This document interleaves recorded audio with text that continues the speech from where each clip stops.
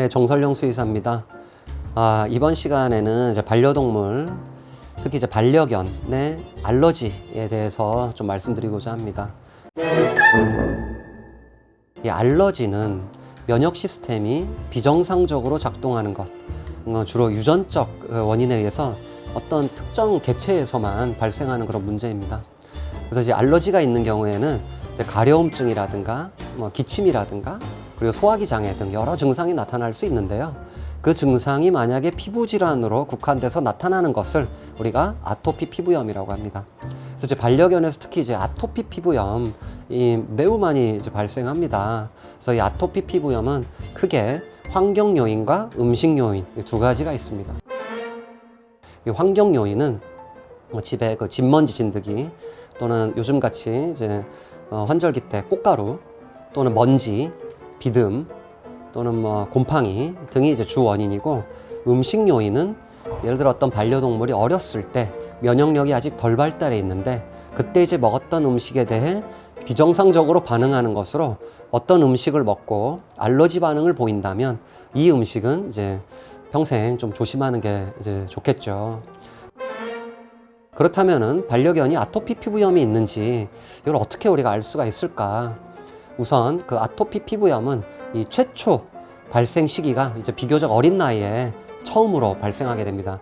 주로 6개월 이상 3년 이하의 연령, 그러니까 이제 나이가 6개월에서 3년 사이에 최초로 발생할 확률이 이제 매우 높습니다. 그래서 이는 이제 최초 발생이지 이 연령에서만 발생한다는 얘기는 아닙니다. 그래서 이제 아토피 피부염의 이제 주요 증상은 가려움증, 그리고 이제 신체 일부 부위가 빨갛게 변하는 그런 이제 증상을 이제 보이게 됩니다. 이렇게 이제 빨갛게 변하는 부위 또는 이제 가려움증이 생기는 부위, 그림에서와 같이 입주위라든가 귀, 그리고 이제 겨드랑이 등 이제 접히는 부위죠. 그리고 이제 발끝, 그리고 눈 주위 등인데 정도의 차이는 있지만은 반드시 이제 양쪽으로 빨갛게 되거나 긁어야 됩니다. 예를 들어 한쪽 귀를 많이 긁지만은 왼쪽 귀에도 약간의 가려움증이 있어야 된다는 거죠.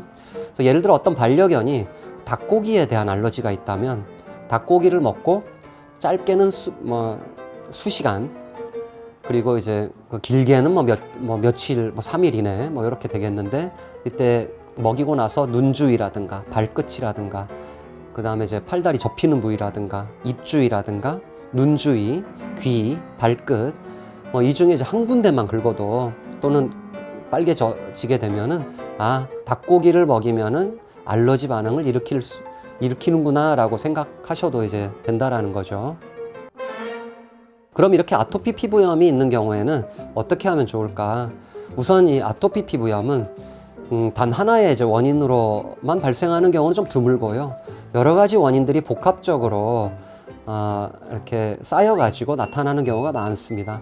그리고 그 원인들이 이제 조금 쌓였을 때는 증상이 안 나타나고 좀 많이 쌓여야지 증상이 나타나거든요. 지금 여기 보이는 그림은 아토피 피부염의 원인을 나타내는 것으로 이제 그 밑에 보시면은 그 원인이 음식이라든가 진드기라든가 벌레, 먼지, 꽃가루 이렇게 이제 나열되어 있죠. 여기서 왼쪽 조금 이제 좀 긴 막대기는 증상이 있는 경우고, 오른쪽에 이제 짧은 막대기는 증상이 이제 없다라고 돼 있잖아요. 그리고 여기 Y축은 보시면 100이라는 수치가 보이는데, 중요한 것은 이 100이라는 수치를 넘겨야지만이 아토피 피부염으로 인한 증상이 나타난다는 것입니다. 즉 알러지를 일으킬 수 있는 원인이 어느 정도 쌓여서 어떤 한계치를 넘기면은 증상이 나타난다는 것입니다. 그러므로 각각의 원인을 이제 줄여나가 가지고 이 오른쪽 막대기처럼 100이라는 증상을 나타내는 수준까지 안 올라가게 하는 것이 중요한 거죠. 그래서 예를 들어 이 그림에서 파란색으로 표시된 음식 요인, 이게 되게 상당히 많은 비중을 차지하는데, 알러지를 일으키는 식재료를 이렇게 제거한 음식을 먹이게 되면은 이게 쫙 내려가게 되잖아요. 그렇게 되면은 이제 그 알러지를 일으키게끔 하는 그런 한계치까지 안 올라가게 돼서 그 전체적으로 원인의 숫자가 적어지게 되고, 그렇게 되면은 증상을 이제 나타나지 않게 됩니다. 그래서 이제 중요한 것은 어떤 음식에 대한 알러지가 있다면 이와 함께 다른 요인, 환경 요인도 이제 제어하는 것이 좋고, 환경 요인이 주 원인이라 하더라도 음식을 좀 살펴봐서 이제 음식 요인도 좀 같이 줄여나가는 것이 이제 중요하다라는 거죠. 그럼 아토피 피부염을 관리하기 위해 영양학적으로 어떻게 해야 될까? 우선 단백질의 경우는 이제 단백질은 피부 피물을 형성하고 각종 면역세포의 구성 성분이기 때문에 부족한 경우에 피부에 이제 치유를 더디게 하고 그 면역 조절을 하는 세포들이 있거든요. 그런 면역 조절 기능을 하는 세포를 좀 불충분하게 만들게 되면은 좀 문제가 있을 수 있기 때문에 충분한 단백질을 급여하는 것이 필요합니다. 그런데 이 알러지는 단백질 성분에 대한 과도한 면역 반응이거든요. 그래서 이제 어떤 단백질원을 공급할 것인가가 이제 매우 중요한 건데, 이제 단백질 공급원으로 닭고기를 줄 건지, 그러니까 이제 오리고기를 줄 건지, 소고기를 줄 건지, 양고기, 어떤 육류를 쓸 건지가 이제 중요하죠. 그래서 만일 닭고기를 줘서 얼마 안 가 가려움증을 보인다면 반려동물은 이 닭고기 단백질에 대한 알러지가 있는 것이기 때문에 이 아이한테는 앞으로 닭고기를 주는 것보다는 오리고기 등 다른 식재료로 대체할 수 있게끔 좀 변경해서 급여해 주는 것이 좋습니다. 아토피 피부염에서 중요한 지방은 이제 필수 지방산인 오메가6 지방산과 오메가3 지방산입니다. 근데 이 두 지방산은 피부 질환에 이제 도움을 주는 지방산인데, 근데 이제 오메가6 지방산은 이미 음식에 많이 포함되는 경우가 많고요. 그래서 이제 너무 많이 급여하는 경우 반대로 염증 반응을 촉진시키기 때문에 오히려 이제 아토피 피부염을 더 증상을 악화시킬 수가 있습니다. 그렇기 때문에 오메가3 지방산의 급여에 더 집중하시는 것이 좋습니다. 오메가3 지방산의 유효 성분은 EPA와 DHA입니다. 이 성분은 매우 중요한 성분인데 항염작용을 나타내는 성분이고, 여기 보시는 것처럼 이제 보시면 논문이 쭉 이렇게 보이시잖아요. 정말 많은 입증된 결과들이 있습니다. 이 논문들은 공통적으로 아토피 피부염으로 인한 가려움증이 있는 반려견에게 오메가3를 충분히 먹인 겁니다. 이 그 오메가3 중에 EPA, DHA라는 유효 성분을 충분히 급여하였을 때 소양감을 줄여주고 그다음에 피부 상태를 개선시켜 준다라는 증거들이 이렇게 쭉 이제 많이 출판되어 있습니다. 참고로 제 유튜브 보니까 어떤 분 하신 질문 중에 영양제를 꼭 먹여야 하는지 물어보신 분이 계시더라고요. 영양의 이제 목표는 크게 두 가지로 이제 우리가 보고 있는데, 첫째는 건강 유지이고요. 둘째는 건강 증진입니다. 그러니까 건강 유지는 균형 잡힌 식단을 급여하는 것이 중요하고요. 건강 유지는 반려동물이 어떤 상태에 있는지 그 상태에 따라 어떤 영양소를 더 집중적으로 증가시키는지 하는 것이거든요. 그래서 이제 만약에 아토피 피부염이 있는 반려동물, 여기 이제 오메가3 지방산의 충분한 급여가, 그러니까 아까 보신 것처럼 여러 가지 입증된 자료들이 있지 않습니까? 그래서 반드시 필요합니다. 오메가3 지방산은 아토피 피부염뿐만 아니라 심장 질환이나 만성 콩팥 질환, 종양성 질환, 이런 만성 내과적 질환에도 효과가 있다는 증거들이 매우 많이 나와 있습니다. 근데 이제 유효 성분의 함량이 너무 적으면, 그러니까 EPA, DHA, 오메가3 예를 들어서 너무 적으면은 결핍은 맞겠지만은 이제 개선 효과를 보이지 않는 경우가 있습니다. 그래서 효과를 보기 위해서는 충분한 양의 유효 성분을 급여하는 것이 정말로 중요합니다. 일례로 아까 보여진 이제 논문들에 쓰인 EPA와 DHA, 이제 오메가3의 유효 성분들이죠. 이 성분들이 쓰인 용량을 보면은 반려견 몸무게 1kg당 EPA, DHA 함량이 100mg 정도 적용된 것들입니다. 그러므로 이제 여러분들이 알러지가 있는 소형견 또는 고양이를 키우신다면, 그러니까 소형견 기준으로 말씀드리면은 몸무게 1kg당 100mg의 EPA, DHA를 급여하는 것이 추천됩니다. 고양이도 마찬가지고. 만약 이 오메가3 지방산의 급여량이 너무 적으면은 아까 말씀드린 것처럼 결핍은 맞겠지만, 그러니까 필수 지방산이니까 효과를 보기는 좀 어렵다라는 거죠. 근데 반대로 너무 많아도 다른 부작용이 있으므로 용량에 주의해야 됩니다. 그러므로 이제 효과를 나타내기 위해서는 충분하지만은 적절한 양을 급여하는 것이 매우 중요합니다. 다음으로 이제 미네랄인데, 아토피 피부염을 관리하기 위해 가장 중요한 미네랄은 아연입니다. 아연은 이제 피부 세포의 분화에 또는 이제 피부 세포의 재생에 굉장히 필수적인 영양소고요. 특히 이제 음식 알러지가 있어서 알러지를 일으키지 않는 음식만으로 집에서 직접 이제 만들어 주시는 분들 많이 계시거든요. 그래서 홈메이드 식이를 제공하실 때 특히 이제 아토피 피부염이 있는 경우에 가장 신경 써야 되는 미네랄은 아연입니다. 그래서 이제 이 부족하기 쉬운 미네랄이기 때문에 반드시 신경 써서 추가해 주어야 하는 그런 영양소입니다.